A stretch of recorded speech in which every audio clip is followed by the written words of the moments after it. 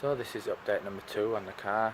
This update was supposed to be about the engine and the gearbox, but not managed to sort it out yet.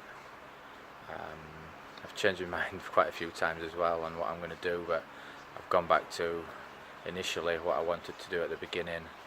I was originally going to put a K24 in there with an RX-7 gearbox on the back.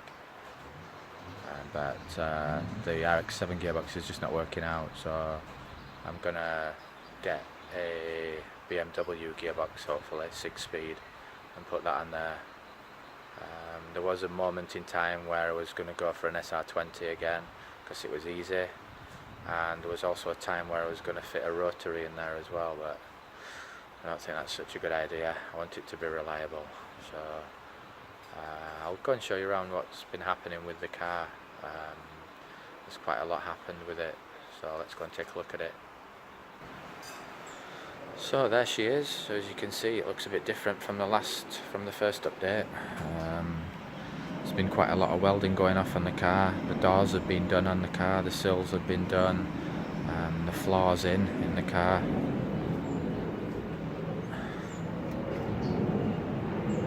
Yeah, the sills are on. The bottom of the doors have all been repaired there. And as you can see, the door shuts really nice on there. The gaps are really nice on it. The gearbox tunnel's not been done yet because we want to get the engine and gearbox in and make it a nice fit, so that'll be done once the engine comes. At the back, the rear subframe is in from the S13. As you can see, new chassis had to be made. Complete new chassis at the back there to mount the frame in. I tried to get this as high as possible as well. Take a look from the side here.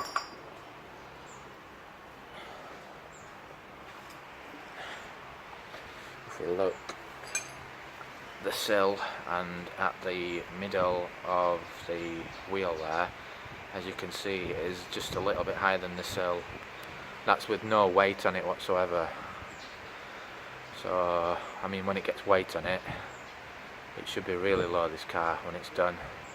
As you can see again from the chassis, it's had to be fully made chassis there to take the frame.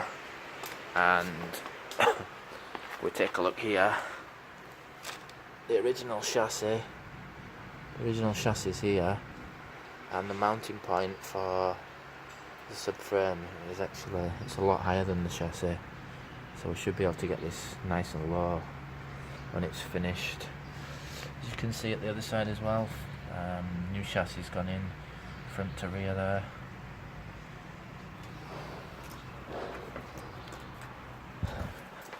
Take a look from the back.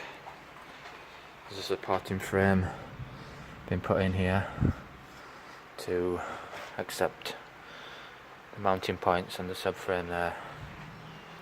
So that's another piece of chassis that's gone in. Yeah, so it's all solid and welded in now, that. The subframe's almost bolted up to it. So the next job is going to be to do the floor in the boot and the floor around the back seat area of the car there. It doesn't look like much has happened, I suppose, but it's taken quite a long time to get this done. As you can see, inner sills have been done as well. That door's also been repaired, and again the gaps are really nice on it, same as the driver's side.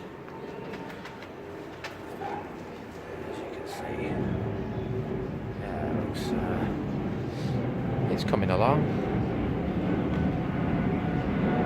Hopefully we'll get a gearbox sorted pretty soon, then we can get the engine bought and get a clutch sorted, and we can put it all together, and that'll be a job,